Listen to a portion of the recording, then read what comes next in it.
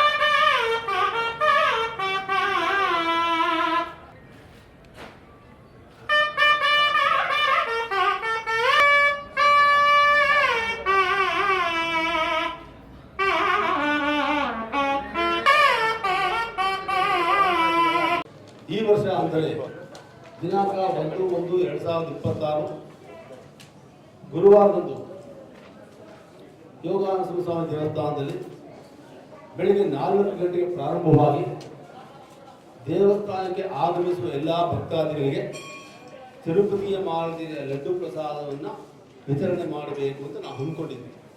ಈ ಕಾರ್ಯಕ್ರಮ ದಿನಾಂಕ 1/1/2020 ಬೆಳಿಗ್ಗೆ 4 ಗಂಟೆಗೆ ಪ್ರಾರಂಭವಾಗಿ ಅನವರ್ತವಾಗಿ ನಿರಂತರವಾಗಿ ರಾತ್ರಿ 11 ಗಂಟೆವರೆಗೆ ದೇವಸ್ಥಾನಕ್ಕೆ ಆಗಮಿಸುವ ಎಲ್ಲ ಭಕ್ತಾದಿಗಳಿಗೆ ಲಡ್ಡು ಪ್ರಸಾದವನ್ನು ಪರಮ ಪೂಜ್ಯ ಭಾಷ್ಯಂ ಸ್ವಾಮೀಜಿಯವರು ಅವರ ಅಮೃತದಿಂದ ನೀಡ್ತಾರೆ.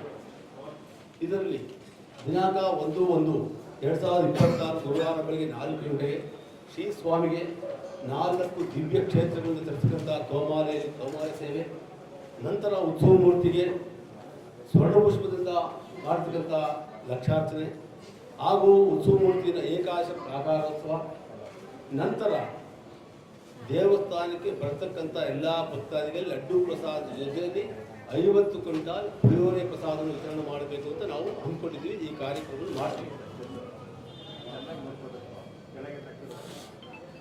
ಈ ಲಡ್ಡು ಪ್ರಸಾದಕ್ಕೆ ನಾವು ಹಾಕಿರ್ತಕ್ಕಂಥ ಸಾಮಗ್ರಿಗಳು ಒಂದು 100 ಕ್ವಿಂಟಾಲ್ ಕಡಲೆ ಹಿಟ್ಟು, ಒಂದು 200 ಕ್ವಿಂಟಾಲ್ ಸಕ್ಕರೆ ಹಾಗೂ ಒಂದು 10,000 ಲೀಟರ್ ರಿಫೈಂಡ್ ಆಯಿಲ್ ಕಾಫಿ ತೈಲ, ಯಥೇಚ್ಛವಾಗಿ ದ್ರಾಕ್ಷಿ, ಗೋಡಂಬಿ, ಬಾದಾಮಿ, ಖರ್ಜೂರ, ಲವಂಗ, ಜಾಕಾಯಿ, ಜಾಪತ್ರೆ ಎಲ್ಲವನ್ನೂ ಹಾಕಿ ಬಹಳ ಉತ್ಕೃಷ್ಟ ರೀತಿಯಲ್ಲಿ ತಿರುಪತಿ ಮಾದರಿಯಲ್ಲಿ ಸಾಮಾನ್ಯ ಪ್ರಜೆಗೆ, ಸಾಮಾನ್ಯ ಭಕ್ತಾದಿಗಳಿಗೆ ಲಡ್ಡು ಪ್ರಸಾದ ಸ್ವೀಕರಣೆ ಆಗದಿದ್ದರೆ ಮೈಸೂರಿನ ಯೋಗಾನಂದ ಸ್ವಾಮಿ ದೇವಸ್ಥಾನದಲ್ಲಿ ನೂತನ ವರ್ಷದ ದಿವಸ ಖಂಡಿತವಾಗಿ ಸಿಗುತ್ತೆ ಅನ್ನೋ ನಂಬಿಕೆ ನನಗಿದೆ. ಈ ಲಡ್ಡು ಪ್ರಸಾದ ತಯಾರಿ ಕಾರ್ಯಕ್ರಮ ದಿನಾಂಕ 20/12/2025 ಪ್ರಾರಂಭವಾಗಿದೆ. ಇದು ಅನವರ್ತವಾಗಿ 31/12/2025 ನಿರಂತರವಾಗಿ ನಡೆಯುತ್ತದೆ. ಇದರಲ್ಲಿ ಒಂದು 150 ಜನ ನುರಿತ ಬಾಣಸಿಗರ ತಂಡ ಅನವರ್ತವಾಗಿ ಲಡ್ಡು ತಯಾರಿ ಕಾರ್ಯಕ್ರಮ ಮಾಡ್ತಾರೆ. ಇದನ್ನು ಮುಖ್ಯವಾಗಿ ಇದ್ದಲೇ ಸಾರಾಂಶವಾಗಿ ಹೇಳ್ತೀನಿ, ನಾನು ವಿಸ್ತಾರವಾಗಿ ಹೇಳ್ತೇನೆ. 94ನೇ ಇಸವಿಯಲ್ಲಿ ಪ್ರಾರಂಭವಾಗಿದ್ದು 1,000 ಲಡ್ಡುವಿಂದ. 1,000 ಲಡ್ಡುವಿಂದ ಪ್ರಾರಂಭವಾಗಿದ್ದು ಭಕ್ತಾದಿಗಳ ಬೇಡಿಕೆಯಿಂದ ಜಾಸ್ತಿಯಾಗಿ 1,000ರಿಂದ 2,000, 2,000ರಿಂದ 4,000, 5,000, 10,000 ದಿನೇ ಆಗಿ ಈಗ ಲಕ್ಷದಿಂದ ಬಂದು 2 ಲಕ್ಷ ಆಗಿ ಈ ವರ್ಷ 2 ಲಕ್ಷಕ್ಕೂ ಮಿಗಿಲಾಗಿ ಇನ್ನೂ ಹೆಚ್ಚಾಗಿ ಲಡ್ಡು ತಯಾರಿ ನಡೀತಾ ಇದೆ. ದೇವಸ್ಥಾನದಲ್ಲಿ ಭಕ್ತಾದಿಗಳು ಹೊಸ ವರ್ಷಕ್ಕೆ ದೇವಸ್ಥಾನಕ್ಕೆ ಭಗವಂತನ ದರ್ಶನವನ್ನು ಪಡೆದು ಲಡ್ಡು ಪ್ರಸಾದವನ್ನು ಸ್ವೀಕರಿಸಿ ಹೊಸ ವರ್ಷ ಎಲ್ಲರಿಗೂ ಹರ್ಷವನ್ನು ಮಾಡಲಿ ಹಾಗೂ ಎಲ್ಲ ಭಕ್ತಾದಿಗಳು, ಸಮಸ್ತ ನಾಡಿನ ಜನತೆ ಎಲ್ಲ ಭಕ್ತಾದಿಗಳಿಗೂ, ಸಾರ್ವಜನಿಕರಿಗೂ, ಎಲ್ಲರಿಗೂ, ಆಸ್ತಿಕರು ನಾಸ್ತಿಕರು ಎಲ್ಲರಿಗೂ ಪ್ರತಿಯೊಬ್ಬರಿಗೂ ಆ ಭಗವಂತ ಒಳಿತನ್ನುಂಟು ಮಾಡಲಿ. ಸುಖ, ಶಾಂತಿ, ನೆಮ್ಮದಿ, ಆಯುಸ್ಸು, ಆರೋಗ್ಯ ಎಲ್ಲವನ್ನೂ ಆ ಭಗವಂತ ನೀಡಲಿ. ಹೊಸ ವರ್ಷ ಎಲ್ಲರೂ ಹರ್ಷವನ್ನುಂಟು ಮಾಡಲಿ ಅಂತ ನಾನು ಪ್ರಾರ್ಥಿಸಿಕೊಂಡಿದ್ದೇನೆ. ಮುಖ್ಯವಾದಂಥ ವಿಷಯ ಲಡ್ಡು, ಈಗ ಇತ್ತೀಚಿನ ದಿನಗಳಲ್ಲಿ ಅನಾಹುತಗಳು ಬಹಳ ಸಂಭವಿಸ್ತಾ ಇದೆ. ಅಂಥ ಅನಾಹುತಗಳು ನಾವು ಮುಂಜಾಗ್ರತಾ ಕ್ರಮವಾಗಿ ಈಗಾಗಲೇ ಮೈಸೂರಿನ ಜಿಲ್ಲಾಡಳಿತ ಹಾಗೂ ಮೈಸೂರು ನಗರ ನಗರ ಪಾಲಿಕೆ, ಮೈಸೂರು ಸಿಟಿ ಕಾರ್ಪೊರೇಷನ್ ಹಾಗೂ FSSAI ಈ 3 ಡಿಪಾರ್ಟ್ಮೆಂಟಿಂದ ನಮಗೆ ಆವಾಗಲೇ ಬಂದು ಅದನ್ನು ಪರಿವೀಕ್ಷಣೆ ಮಾಡಿ ಈ ಸ್ಥಳವನ್ನೆಲ್ಲ ಪರೀಕ್ಷೆ ಮಾಡಿದ್ದಾರೆ. ಅವರು ಸೂಕ್ತವಾದ ಸಲಹಾದ ಮಾರ್ಗದರ್ಶನವನ್ನು ನೀಡಿದ್ದಾರೆ. ಅದನ್ನೆಲ್ಲ ನಮ್ಮ ದೇವಸ್ಥಾನ ವತಿಯಿಂದ ನಾವು ಚಾಚು ತಪ್ಪದೆ ಮಾಡ್ತಾ ಇದ್ದೀವಿ. ಇನ್ನೂ ಮುಖ್ಯವಾಗಿ ಹೇಳಿದ್ದಾರೆ, ಅನಾಮಿಕರಿಂದ ಒಳ್ಳೆಯ ಇದು ಸಾರ್ವಜನಿಕವಾದ ಕಾರ್ಯಕ್ರಮ, ಯಾವುದಾದ್ರು ಅನಾಹುತ ತುಂಬ ಪ್ರಾಬ್ಲಮ್ ಆಗುತ್ತೆ, ಅದಕ್ಕೆಲ್ಲ ನಮ್ಮ ಮುಂಜಾಗ್ರತೆಯನ್ನು ವಹಿಸ್ಕೊಂಡು ಇದರಲ್ಲೂ ಮುಖ್ಯವಾಗಿ ಇನ್ನೊಂದು ವಿಷಯ, 1ನೇ ತಾರೀಕು ನಮ್ಮ ದೇವಸ್ಥಾನಕ್ಕೆ ಬರ್ತಕ್ಕಂಥ ಭಕ್ತಾದಿಗಳಲ್ಲಿ ವಯೋವೃದ್ಧರಾಗ್ಬೋದು ಹಾಗೂ ಅಂಗವಿಕಲರಾಗ್ಬೋದು, ಯಾವುದೇ ಥರ ಆ ಥರ ವ್ಯಕ್ತಿಗಳು ಬಂದರೆ ನಮ್ಮ ದೇವಸ್ಥಾನದ ವತಿಯಿಂದ ಸ್ವಯಂ ಸೇವಕರನ್ನ ಇದು ಮಾಡಿ ಅವರನ್ನು ನೇರವಾಗಿ ದರ್ಶನ ಮಾಡಿ ಅವರಿಗೆ ಭಗವಂತ ದರ್ಶನ ಮತ್ತು ಪ್ರಸಾದ ಸ್ವೀಕರಿಸಿ ಸುಸೂತ್ರವಾಗಿ ಸಾಂಗವಾಗಿ ದರ್ಶನವನ್ನು ತೆರಳುವಂಥ ವ್ಯವಸ್ಥೆಯನ್ನು ಮಾಡ್ತಾರೆ. ನಾನು ಈ ಮಾಧ್ಯಮದ ಮೂಲಕ ಕೇಳಿಕೊಳ್ಳೋದೇನೆಂದರೆ, ಭಕ್ತಾದಿಗಳಲ್ಲಿ ದಿನಾಂಕ 1/1/2026 ಗುರುವಾರ ಬೆಳಗ್ಗೆ 4 ಗಂಟೆಗೆ ಹೊಸ ವರ್ಷ ದೇವಸ್ಥಾನಕ್ಕೆ ಆಗಮಿಸಿ ಭಗವಂತನ ದರ್ಶನವನ್ನು ಪಡೆದು ನೂತನ ವರ್ಷಾರಂಭದ ಪ್ರಯುಕ್ತ ನಮ್ಮ ಪಾರ್ಶ್ವ ಸ್ವಾಮೀಜಿ ಅಮೃತಾಸ್ತಿಯಿಂದ ಲಡ್ಡು ಪ್ರಸಾದ ಸ್ವೀಕಾರ ಮಾಡಿ ನಂತರ ಪುನೀತರಾಗಿ ಹೊಸ ವರ್ಷ ಹರ್ಷವನ್ನುಂಟು ಮಾಡಲಿ ಅಂತ ಪ್ರಾರ್ಥಿಸಿಕೊಂಡು ಈ ಮಾಧ್ಯಮದ ಮೂಲಕ ನಾನು ಕೇಳಿಕೊಳ್ಳುತ್ತೇನೆ. ಎಲ್ಲರಿಗೂ ಒಳಿತನ್ನುಂಟು ಮಾಡ್ತೇನೆ. ಮಾಧ್ಯಮಿಕ ಬಂಧುಗಳೇ, ಹೃದಯ ಸ್ಪರ್ಶಿಯಾಗಿರ್ತಕ್ಕಂಥ ಗೋವಿಂದನವರೇ,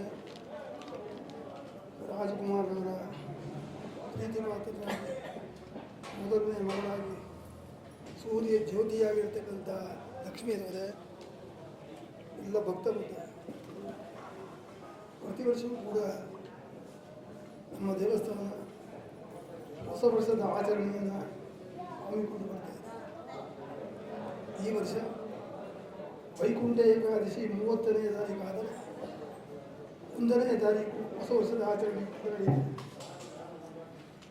ಈ ಹೊಸ ವರ್ಷದ ಆಚರಣೆಯ ಸಂದರ್ಭದಲ್ಲಿ ಒಂದು ಮಹತ್ತರವಾದ ಚರಿತ್ರೆ ಇದೆ. ಯಾವುದಕ್ಕಾಗಿ ಆಚರಣೆ ಮಾಡಬೇಕು ಎಂಬತಕ್ಕಂಥದ್ದನ್ನು ಪ್ರಶ್ನೆ ಹಾಕಿದರೆ, ಈ ಒಂದು ದೇವಸ್ಥಾನದ ಕುಂಭಾಭಿಷೇಕದ ಸಂದರ್ಭದಲ್ಲಿ ಮೇರುನಟರಾಗಿ ಕಂಗೊಳಿಸಿ ನಮ್ಮ ಹೃದಯ ಸ್ಪರ್ಶಿಯಾಗಿ ನಮ್ಮನ್ನು ಅಗಲಿಟ್ಟಿದ್ದಂತಹ ಡಾಕ್ಟರ್ ರಾಜ್ಕುಮಾರ್ ಅವರ ಅಮೃತ ಹಸ್ತದಿಂದ ಸುಮಾರು 12 ಅಡಿ ಚಿನ್ನದ ಕಲಶ ಸ್ಥಾಪನೆ ಆಗಿರ್ತಕ್ಕಂಥದ್ದನ್ನು ನಾವು ನೆನೆಸಿಕೊಳ್ತೇವೆ. ಆ ಮಹಾನ್ ಭಾವನ ಅಮೃತ ಹಸ್ತದಿಂದ 1994 ಇರಬಹುದು ಸುಮಾರು ಹೊಸ ವರ್ಷದ ಆಚರಣೆಯ ಸಂದರ್ಭದಲ್ಲಿ ಬೆಳಗಿನ ಜಾವ 4 ಗಂಟೆಗೆ ಅಣ್ಣ ಅವರು ಪಾರ್ವತಿ ಅಮ್ಮನವರ ಜೊತೆ ಬಂದಿದ್ದರು ದರ್ಶನಕ್ಕೆ. ಸುಮಾರು ಭಕ್ತಾದಿಗಳು ತಿರುಪತಿಯಲ್ಲಿ ದರ್ಶನವಾಗದೆ ಸರತಿಯ ಸಾಲಿನಲ್ಲಿ ಇಲ್ಲಿ ನಿಂತು ದರ್ಶನ ಮಾಡತಕ್ಕಂಥ ಸಂದರ್ಭ. ಅಣ್ಣ ಅವರು ಕೇಳ್ತಾರೆ, ಇವರಿಗೆಲ್ಲ ಏನು ಪ್ರಸಾದವನ್ನು ನೀವು ಸಿದ್ಧಪಡಿಸಿದ್ದೀರಿ? ನಾನು ಮೇಲುಕೋಟೆಯಿಂದ ಬಂದಿರ್ತಕ್ಕಂಥ ವ್ಯಕ್ತಿಯಾದ್ದರಿಂದ ಮೇಲುಕೋಟೆ ಪುಳಿಯೋರೆ ಎಂಬತಕ್ಕಂಥ ವಿಶೇಷವಾಗಿರ್ತಕ್ಕಂಥ ಈ ದೇವಸ್ಥಾನದ ಇಲ್ಲಿವರೆಗೂ ಕೂಡ ಉಡುಗಿನ ಒಂದು ವಿಶೇಷತೆ ಇವತ್ತು ನಡೀತಾ ಬರ್ತಾ ಇದೆ. ಪುಳಿಯೋಗರ ಪ್ರಸಾದವನ್ನು ಎಲ್ಲರಿಗೂ ನೀಡತಕ್ಕಂಥ ಸಂಕಲ್ಪವನ್ನು ಮಾಡಿದ್ದೇನೆ ಎಂಬತಕ್ಕಂಥದ್ದು ನಾನು ತಿಳಿಸಿದ್ದೆ. ಅಣ್ಣ ಒಂದು ಮಾತು ಹೇಳ್ತಾರೆ, ತಿರುಪತಿ ದೇವಸ್ಥಾನದ ದರ್ಶನವಾಗದೆ ದರ್ಶನ ಮಾಡಬೇಕು ಎಂಬತಕ್ಕಂಥ ದೃಷ್ಟಿಯಿಂದ ಭಕ್ತಾದಿಗಳು ಸಾರ್ಥಿಯ ಸಾಲಿನಲ್ಲಿ ನಿಂತುಕೊಂಡು ದರ್ಶನ ಮಾಡತಕ್ಕಂಥ ಸಂದರ್ಭದಲ್ಲಿ ತಿರುಪತಿಯಲ್ಲಿ ಯಾವ ರೀತಿ ಲಾಡು ಪ್ರಸಾದ ನಿವೇದನೆ ಆಗುತ್ತೆ ಅದೇ ರೀತಿ ತಾವು ಸಂಕಲ್ಪವನ್ನು ಮಾಡಿ ಮುಂದಿನ ವರ್ಷದಿಂದ ನಡೆಸಬೇಕು ಎಂಬತಕ್ಕಂಥ ಸಂಕಲ್ಪವನ್ನು ಆವತ್ತು ನೆರವೇರಿಸ್ತಾರೆ. ಇವತ್ತು ಹೃದಯ ಸ್ಪರ್ಶಿಯಾಗಿರ್ತಕ್ಕಂಥ ಮಾತು. ಆವತ್ತು ಪಾರ್ವತಮ್ಮನವರು ಕೂಡ ಪಕ್ಕದಲ್ಲೇ ಇರ್ತಾರೆ. ಸ್ವಾಮಿಗಳಿಗೆ ಕಾಣಿಕೆಯನ್ನು ಮೊದಲಾಗಿ ಸಮರ್ಪಿಸುವುದಕ್ಕಂತ ಮಾತನಾಡ್ತಾರೆ. 1,000 ರೂಪಾಯಿ ಕಾಣಿಕೆಯನ್ನು ಅವರು ನೀಡಿದ್ದು. ಆ 1,000 ರೂಪಾಯಿ ಅಮೃತ ಹಸ್ತದಿಂದ ಬಂದಿರತಕ್ಕಂಥದ್ದು ಇವತ್ತು ಲಕ್ಷವಾಗಿ ಕಂಗೊಳಿಸ್ತಾ ಇದೆ ಅಂದರೆ ಇದು ಮರೆಯೋದಕ್ಕೆ ಆಗದೇ ಇರ್ತಕ್ಕಂಥ ಹೊಸ ವರ್ಷದ ಆಚರಣೆಯನ್ನು ಈ ನೆಪದಲ್ಲಿ ಅವರು ಅಂತರ್ಯಾಮಿಯಾಗಿರ್ತಕ್ಕಂಥ ಮೇರುನಟರಾಗಿರ್ತಕ್ಕಂಥ ಕರ್ನಾಟಕದ ಜನಗಳ ಹೃದಯ ಸ್ಪರ್ಶಿಯಾಗಿರ್ತಕ್ಕಂಥ ಒಂದು ವ್ಯಕ್ತಿಯನ್ನು ಲಕ್ಷೋಪಲಕ್ಷ ಜನಗಳು ನಡೆಯತಕ್ಕಂಥ ಸಂದರ್ಭ ಇದೆ. ಈ ಸಂದರ್ಭದಲ್ಲಿ ನಾವು ಅವರ ಮಾತನ್ನು ಅನುಚಾನವಾಗಿ ನಡೆಸಿಕೊಂಡು ಬರ್ತಾ ಇದ್ದೇವೆ. ಸುಮಾರು ಒಂದು 25-30 ವರ್ಷ ಆಗಿರಬಹುದು. ಈ ಸಂದರ್ಭದಲ್ಲಿ ಕೇವಲ ನಾವು ಆರಂಭ ಮಾಡಿರ್ತಕ್ಕಂಥದ್ದು 10,000 ಲಾಡು ವಿತರಣೆಯನ್ನು ಆರಂಭ ಮಾಡಿದ್ವಿ. ಆಮೇಲೆ 50,000ಕ್ಕೆ ಮುಂದಕ್ಕೆ ಹೀಗೆ ವೃದ್ಧಿ ಆಗುತ್ತಾ ಜನಸ್ತೋಮ ಜಾಸ್ತಿ ಆಗುತ್ತಾ ಪ್ರಾತಃ ಕಾಲ 4 ಗಂಟೆಯಿಂದ 12 ಗಂಟೆಯಿಂದ ಸ್ವಚ್ಛತೆಯನ್ನು ಕಾಪಾಡಿಕೊಂಡು ಸರದಿ ಸಾಲದಲ್ಲಿ ಯಾವ ವಿಧವಾದ ತೊಂದರೆ ಇರತಕ್ಕಂಥ ಹಂಚತಕ್ಕಂಥ ಭಕ್ತಾದಿಗಳ ಸಹಕಾರದಿಂದ ಇಲ್ಲಿಯವರೆಗೂ ಕೂಡ ನಡೆದುಕೊಂಡು ಬರ್ತಾ ಇದೆ. 2 ಲಕ್ಷದ ಲಾಡುವಿಗೆ ಇವತ್ತು ಏರಿದೆ ಅಂತಂದರೆ ಅದು ಅಣ್ಣವರ ಅದೇ ಸಂಕಲ್ಪ ಎಂಬತಕ್ಕಂಥ ಅದನ್ನು ನಾನು ಮತ್ತೊಮ್ಮೆ ನೆನೀತಾ ಇದ್ದೇನೆ. ಇದು ಇಷ್ಟೇ ಅಲ್ಲದೆ ಆಗಮಶಾಸ್ತ್ರಗಳ ಪ್ರಕಾರ ಹೊಸ ವರ್ಷದ ಆಚರಣೆಯನ್ನು ಮಾಡತಕ್ಕಂಥ ಸಂದರ್ಭದಲ್ಲಿ ರಾಜ್ಯಕ್ಷೇಮ, ದೇಶಕ್ಷೇಮ, ರಾಷ್ಟ್ರಕ್ಷೇಮವನ್ನು ಪ್ರತಿನಿತ್ಯವೂ ಕೂಡ ಸಂಕಲ್ಪ ಮಾಡ್ತೇವೆ. ಪ್ರತಿನಿತ್ಯವೂ ಕೂಡ ನಾವು ಸರ್ವೇ ಜನ ಸುಖಿನೋ ಭವಂತು, ಸಮಸ್ತ ಸನ್ಮಂಗಳಾಗಿ ಭವಂತು ಎಂಬತಕ್ಕಂಥ ಮಾತನ್ನು ಹೇಳ ಪೂಜೆಯನ್ನು ಮುಗಿಸ್ತೇವೆ. ಕೀಳಿನಮೆ ಮೇಲಿನಮೆ ಎಂಬತಕ್ಕಂಥದ್ದಿದೆ. ಆತ್ಮಕ್ಕೆ ಯಾವ ಜಾತಿ ಮತ ಭೇದ ಇಲ್ಲದೇ ಇದೆಯೋ, ಜ್ಞಾನಕ್ಕೆ ಯಾವ ರೀತಿ ಜಾತಿ ಮತ ಭೇದ ಇಲ್ಲದೇ ಇದೆಯೋ, ಆ ದೈವ ಎಂಬತಕ್ಕಂಥದ್ದು ಎಲ್ಲರಿಗೆ ಸಮಾನವೋ, ಆ ದೈವತ್ವ ಎಲ್ಲರಿಗೂ ಸುಖ, ಶಾಂತಿ, ಸಂಯಮ, ಪ್ರೀತಿ, ಒಳಿತಿನ ಕೊಡಲಿ ಎಂಬತಕ್ಕಂಥ ಮಾತನ್ನು 2 ವೇಳೆಯೂ ಕೂಡ ಸಂಕಲ್ಪ ಮಾಡ್ತಾರೆ. ಈ ಹೊಸ ವರ್ಷದ ಆಚರಣೆಯಲ್ಲಿ ಹೊಸ ವರ್ಷದ ಶುಭಾಶಯನ್ನು ಹೇಳತಕ್ಕಂಥದ್ದು ಅಲ್ಲದೆ, ಸ್ವಾಮಿಗೆ ಅಭಿಷೇಕವಲ್ಲದೆ, ತೋಮಾರ ಸೇವೆ ಅಲ್ಲದೆ, ಉತ್ಸವ ಮೂರ್ತಿಗೆ ಪ್ರಾಕಾರ ಉತ್ಸವಗಳನ್ನು ನೆರವೇರಿಸಿ ಭಕ್ತಾದಿಗಳಿಗೆ ಹೃದಯ ಸ್ಪರ್ಶಿಯಾಗಿರ್ತಕ್ಕಂಥ ಒಂದು ಆನಂದವನ್ನು, ಬ್ರಹ್ಮಾನಂದವನ್ನು ಕೊಡಬೇಕು ಎಂಬತಕ್ಕಂಥ ಸಂಕಲ್ಪ ಈ ದೇವಸ್ಥಾನ ನಡೀತಾ ಇದೆ.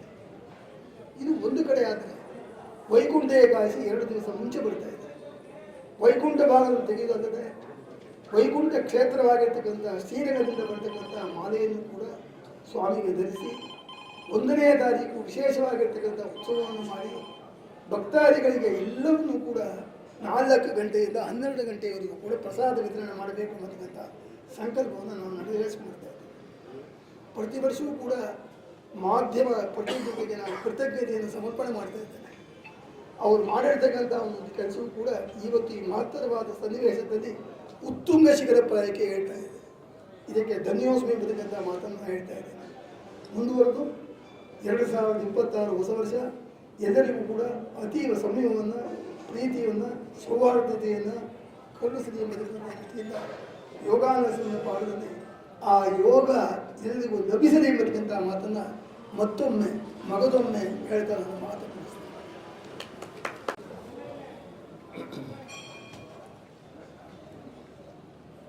ಎಲ್ಲರಿಗೂ ನಮಸ್ಕಾರ. ನಮ್ಮ ಈ ಏಕಾನರಸಿಂಹಸ್ವಾಮಿ ಕ್ಷೇತ್ರದ ಮತ್ತು ನಮ್ಮ ಭಾಷಣ ಸ್ವಾಮಿ ಗುರುಗಳು ಮತ್ತು ನಮ್ಮ ಶ್ರೀನಿವಾಸ ಗುರುಗಳು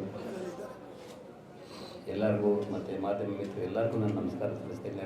ಎಲ್ಲರಿಗೂ ನಾನು ನಮಸ್ಕಾರ ತಿಳಿಸ್ತಾ ನನ್ನ ಮಾತನ್ನ ಮುಂದುವರಿಸ್ತೀನಿ. ಇವತ್ತು ತುಂಬ ವಿಶೇಷವಾದ ಒಂದು ಕಾರ್ಯಕ್ರಮ. ಈ ಕಾರ್ಯಕ್ರಮ ಹಮ್ಮಿಕೊಂಡಿರ್ತಕ್ಕಂಥ ನಮ್ಮ ಗುರುಜಿಯವರು, ಮಾನ್ಯ ಗುರುಜಿಯವರು, ಈ ಕಾರ್ಯಕ್ರಮ ಹೆಂಗೆ ಪ್ರಾರಂಭ ಆಯಿತು ಅಂತ ಆಲ್ರೆಡಿ ನಮ್ಮ ಸೇವಸ್ವಾಮಿಗಳು ಹೇಳಿದ್ದಾರೆ, ಗುರುಜಿಗಳು ಹೇಳಿದ್ದಾರೆ.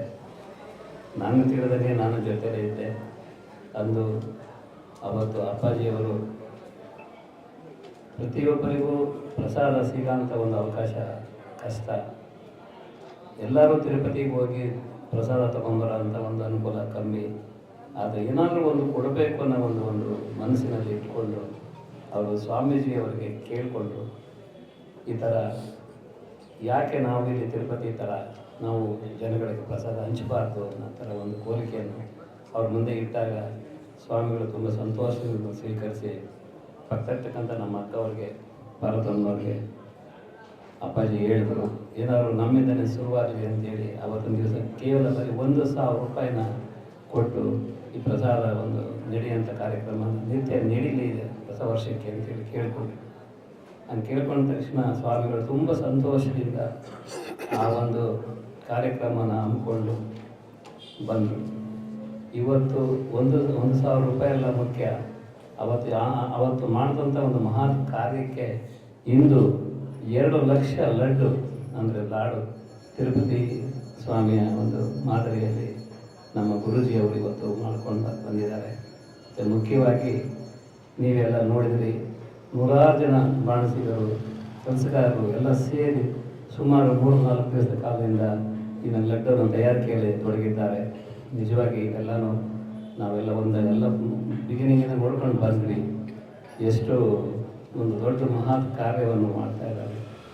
ಅದಲ್ಲದೆ ಇಲ್ಲಿ ಮೈಸೂರಲ್ಲಿರ್ತಕ್ಕಂಥ ಅನಾಥಾಶ್ರಮಗಳಾಗ್ಬೋದು, ಯಾವ ಸಂಸ್ಥೆಗಳು, ಅಂಗವಿಕಲ ಸಂಸ್ಥೆಗಳಾಗ್ತದೆ, ಎಲ್ಲ ಸಂಸ್ಥೆಗಳು ಇಲ್ಲಿನ ಪ್ರಸಾದನ ಕಳಿಸ್ಕೊಡ್ತಾರೆ. ಸ್ವಾಮಿಗಳು ಅದನ್ನು ನಾನು ಕೇಳಿದ್ದೀನಿ, ನೋಡಿದ್ದೀನಿ. ಅವರ ಈ ಒಂದು ಕಾರ್ಯವನ್ನು ಆ ಭಗವಂತ ಯೋಗ ನರಸಿಂಹಸ್ವಾಮಿ ಅವರಿಗೆ ಇನ್ನೂ ಮಹಾಶಕ್ತಿ ಮತ್ತು ಎಲ್ಲ ಥರದ ಅವ್ರಿಗೆ ಸಹಾಯವನ್ನು ಮಾಡುವಂಥ ಒಂದು ಕೃಪೆ ಭಗವಂತ ಕರುಣಿಸಲಿ. ಜೊತೆಗೆ ಎಲ್ಲರೂ ಇಲ್ಲಿ ನಿರ್ತಕ್ಕಂಥ ಎಲ್ಲರ ಒಂದು ಕೃಪೆ ಅವರ ಸಹಾಯ ಮಾಡ್ಕೊಂಡು ಬಂದಿದ್ದಾರೆ. ಅವರು ಅದನ್ನು ನೆರವೇರಿಸ್ಕೊಂಡು ಬಂದು ಇಲ್ಲಿವರೆಗೆ ಎಲ್ಲ ತರಹದ ಒಂದು ಜನಗಳಿಗೆ ಒಳ್ಳೆಯದಾಗಬೇಕು, ಎಲ್ಲರಿಗೂ ಒಳ್ಳೆಯದಾಗಬೇಕು, ಯಾವ ಒಂದು ಡಿಫ್ರೆನ್ಸ್ ಇಲ್ದಂಗೆ ಮಾಡ್ಕೊಂಡು ಬರ್ತಾ ಇದ್ದಾರೆ. ತುಂಬ ಖುಷಿ ಆಗ್ತಾ ಇದೆ. ಇಂಥ ಒಂದು ಮಹತ್ ಕಾರ್ಯಕ್ಕೆ ನಮ್ಮನ್ನು ಕರೆದು ನೀವು ಬನ್ನಿ ಭಾಗವಹಿಸಿ ಅಂತ ಕೇಳಿಕೊಂಡಾಗ ನಮ್ಮ ಶ್ರೀನಿವಾಸಸ್ವಾಮಿಯವರು, ಆಯಿತು ಸ್ವಾಮಿ, ನಾನು ಬಂದೇ ಬರ್ತೀನಿ, ದೇವರ ಕೃಪೆ ನಮಗೂ ಬೇಕು ಅಂಥೇಳಿ ಬಂದಿದ್ದೀನಿ. ಬಂದು ಜೊತೆಯಲ್ಲಿ ನಮ್ಮ ಮನೆಯವರು ಕೂಡ ಬಂದಿದ್ದಾರೆ.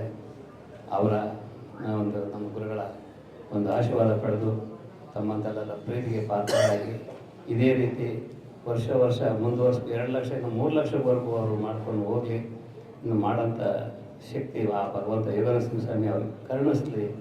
ಅವರ ಆಶೀರ್ವಾದ ನಮ್ಮ ಎಲ್ಲರಿಗೂ, ನಮ್ಮ ಕುಟುಂಬದವರಿಗಾಗಲಿ, ಎಲ್ಲರಿಗೂ, ಎಲ್ಲ ಜನತೆಗೂ ಸಿಗಲಿ ಅಂತ ಅವ್ರ ಮುಖಾಂತರ ನಾವು ಭಗವಂತನ ಬೇಡ್ಕೊಂಡಿದ್ದೀವಿ.